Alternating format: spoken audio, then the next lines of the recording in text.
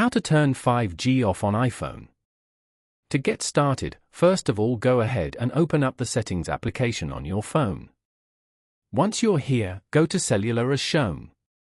From here, you can find out how much data you're using, set data restrictions, and manage carrier settings such as eSIM and Wi-Fi calling.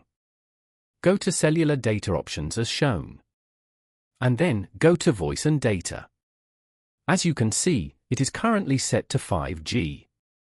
When turned on, 5G is used whenever it is available, even when it may reduce battery life or performance. If you want to turn it off, select 3G or 4G.